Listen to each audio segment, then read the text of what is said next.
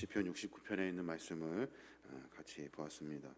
69편에 있는 배경을 조금 우리가 살펴볼 필요가 있는데, 다윗의 그 말년에 발생한 그 아도니아의 반란 사건을 오늘 시는 배경으로 하고 있습니다. 다윗이 솔로몬에게 왕위를 넘겨주기 직전에 다윗의 그 네 번째 아들인 아도니아가 그 왕권을 탈취하려고 모의하여 다윗을 심히 어려운 공경에 처하게 했던 그 사건을 배경으로 하고 있는 거예요. 다윗에게는 성경에 나와 있는 그 언급된 왕비만 해도 한 19명쯤 됩니다. 그리고 또 후궁과 첩이 있어요. 이들 가운데 정식 그 왕비로 태어난 아들이, 첫 번째 아들이 누구냐면 아히노함의 그 아들, 그 암논이라는 아들이 있어요. 그 아들이 첫 번째 아들이죠. 근데 그 암논이 어떤 일을 합니까? 자기 이복 여동생 그 다말을 간통합니다. 나쁜 짓을 저지른 거예요. 그랬더니 다말의 친오빠였던 그 압살론이 그 암논을 그냥 살해해 버립니다. 그 다음에가 다윗의 두 번째 아들인 다니엘이라는 아들이 있는데, 그 아들은 그 갈멜의 여인 아비가일의 소생이에요. 근데 그 아들은 별로 알려진 것이 별로 없어요. 거의 주목받지 못했던 그런 아들이었던 것 같아요. 세 번째 아들이 누구냐면은 반란을 일으키고 다윗을 공경에 빠뜨렸던 압살론. 그 압살론이 세 번째 아들이에요. 용모나 지혜가 빼어났지만 그 형 암논을 살해하고, 그러면서 다윗과 사이가 이렇게 멀어지게 되죠. 결국에는 반란을 일으켜 가지고 여러 가지 어려운 일들을 겪게 됩니다. 결국에는 다윗의 그 군대 장관 요압에게 살해됩니다. 요압이 큰 창을 가지고 그 압살론의 그 가슴에다가 창을 꽂아요. 그러나서 압살론을 호위했던 그 10명의 병사들이 그 압살론을 그 자리에서 그냥 처치해 버립니다. 그 다윗의 통치 말년에 지은 이 시가 상당히 많이 있는데, 압살론의 반란의 사건으로서 지어진 시들도 상당히 많이 있어요. 이제 자연스럽게 이제 네 번째 아들인 아도니아가 당연히 왕권을 이렇게 이어받게 되어 있는 거예요. 순서가 그러니까요. 근데 다윗은 어떻게 합니까? 다윗은 밧세바에게서 얻은 솔로몬을 너무나도 사랑합니다. 뿐만 아니라 하나님께서도 역시 솔로몬을 지목하셨어요. 그래서 다윗은 솔로몬에게 왕권을 그렇게 연계해 주려고 그렇게 계획을 하고 일을 진행하는데, 아도니아가 순서가 자기 차례인데 솔로몬에게 넘어가는 것을 보고 또다시 반란을 꾸미고 모의를 이렇게 하게 되는 거예요. 그때 다윗의 그 충신이었던 그 요압 장군이 그 아도니아에게 넘어갑니다. 또 뿐만 아니라 제사장 직분을 참 충실히 잘 감당했던 아비아달이 또다시 아도니아에게 넘어가요.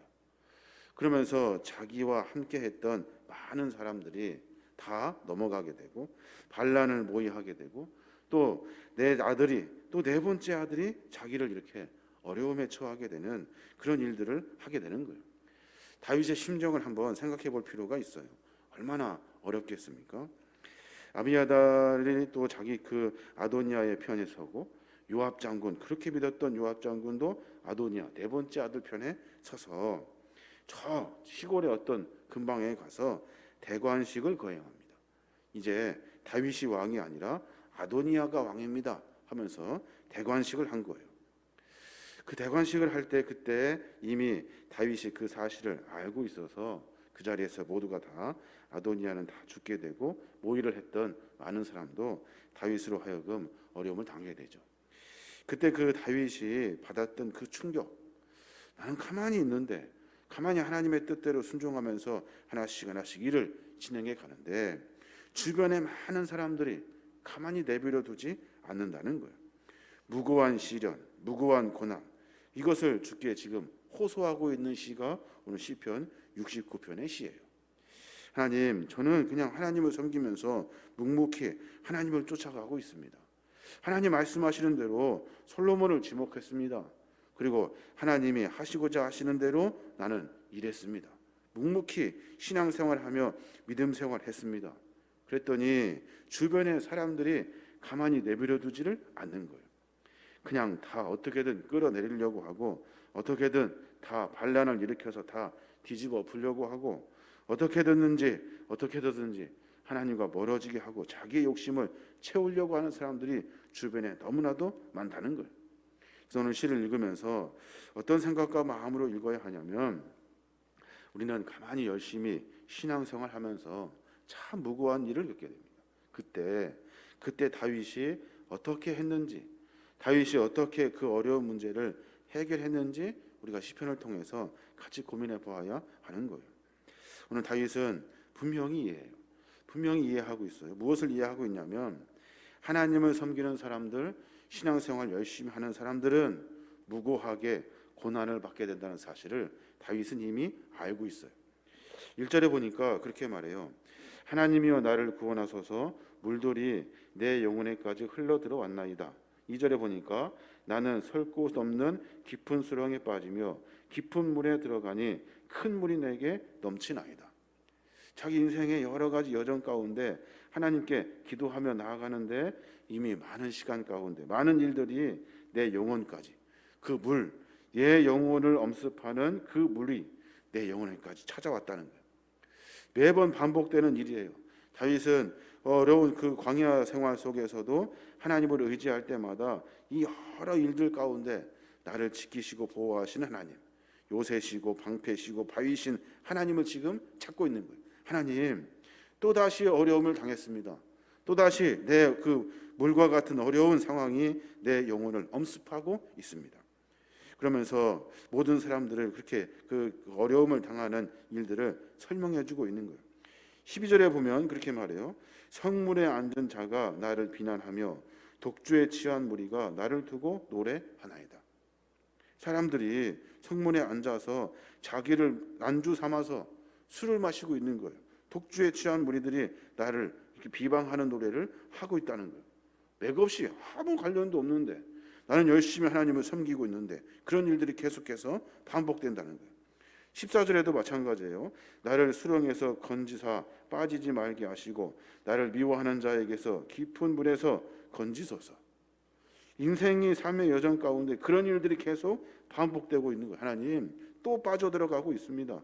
또 어려움을 당하고 있습니다 하면서 지금 다윗은 무고한 나를, 하나님, 많은 사람들이 나를 무고하게 맥없이 나에게 뭐라 하고 있습니다. 4절에도 그렇게 말해요. 까닭 없이 나를 미워하는 자가 나의 머리털보다 많고 부당하게 나의 원수가 되어 나를 끊으려 하는 자가 강하였으니 내가 빼앗지 아니한 것도 물어주게 되었나이다. 까닭 없이, 이유 없이, 맥없이 무고하게 나를 뭐라 한다는 거예요. 그러면서 그 사람들이 머리털보다 많대요. 머리털보다. 하나님을 묵묵히 섬기고 열심히 신앙생활 하는데 왜 이렇게 나한테 뭐라고 하는지, 머리털만큼 많은 사람들이 나에게 무고하게 뭐라 한다는 거예요. 그 마음이 다윗이 지금 상당히 무거운 거예요. 그것을 다윗은 고난이라고 이야기하고 이것을 다윗은 당연하게 받아들이면서 문제를 풀어가고 있는 거예요. 왜 그렇게 이렇게 다윗이 여러 가지 무고하고 애매한 고난을 받게 되는 걸까요? 왜 그렇게 다윗이 이런 일들을 만나게 되는 걸까요? 왜냐하면 공중전 권세 잡은 이 사단이 내버려두지 않기 때문에 그래요. 열심히 신앙생활 하는 사람, 열심히 하나님을 섬기는 사람, 믿음 안에 살려고 몸부림치는 사람을 내버려두지 않아요. 가장 좋은 방법은 옆 사람들을 통해서, 아는 사람들을 통해서 여러 가지 맥없이, 까닭 없이, 이유 없이 무고하게 끌어내리는 그런 일들이 우리의 신앙생활 가운데 많다는 거예요. 그때마다 우리가 어떻게 해야 됩니까? 어떻게 해야 됩니까? 먼저 바른 길을 찾아야 돼요. 오늘 다윗은 내가 주님 보기에 합당합니까? 라고 물으면서 내가 주님께 합당한지 맞는지를 찾아보고, 또 이것이 내 잘못으로 인한 것인지 무고한 것인지를 분별해요. 그리고 그래서 하나님, 무고한 일입니다. 이건 까닭 없는 일입니다. 나를 넘어뜨리려고 하는 일입니다 하면서 주 앞에 기도하고 있다는 거예요. 신앙의 여정을 지나다 보면 여러 가지 일들을 겪게 됩니다. 그때마다 주변에 많은 이들을 하여금 무고하게 이렇게 여러 가지 질책을 받을 때가 있어요. 괜히 그냥 맥없이 괜히 이유도 없이 요즘 뉴스에 보면 많은 뉴스도 마찬가지인 것 같아요.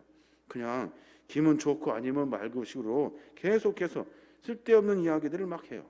괜히 뭐 근거도 없는 이야기들을 막 한다고요. 그러면서 결론은 뭐예요? 끌어내리려고, 아주 그냥 없애버리려고 사탄 마귀 권세가 그것을 이용해서 열심히 하나님을 섬기는 사람을 못하게 하려고 그런 일들을 하고 있는 거예요. 고난에 직면했을 때, 이 어려움이 직면했을 때 우리가 해야 될 일이 뭡니까? 다윗은 지금 인내하면서 주 앞에 기도하고 있어요. 인내하고 있다고요. 참아내고 있어요. 3절에 보면 그렇게 말해요. 내가 부르짖음으로 피곤하여 나의 목이 마르며 나의 하나님을 바라서 나의 눈이 쇠어나였나이다. 이게 무슨 말이에요? 내가 주께 부르짖으면서 피곤해졌다는 거예요. 또 주 앞에 목소리 높여서 이렇게 기도하다 보니 목이 마르고 나의 하나님을 바라보는 그 시선을 주께 계속 고백하여 그리고 계속 고정하여 가다 보니 눈이 새하여졌대요. 하나님, 내 이 어려움에 해결할 수 있는 것은 하나님입니다. 그러면서 이 고난을 묵묵히 참고 인내하면서 다윗은 하나님을 바라보며 기도하고 있다는 거예요. 내가 부르짖음으로 피곤하여졌고 내 목이 마르고 하나님을 바람으로 말미암아 내 눈이 새하여졌대요. 그럼에도 불구하고 나는 이 일을 계속하겠습니다. 왜냐하면 이건 내가 해결할 일이 아닙니다. 하나님이 해결해 주십시오 하면서 주 앞에 나와 기도하고 있는 거예요.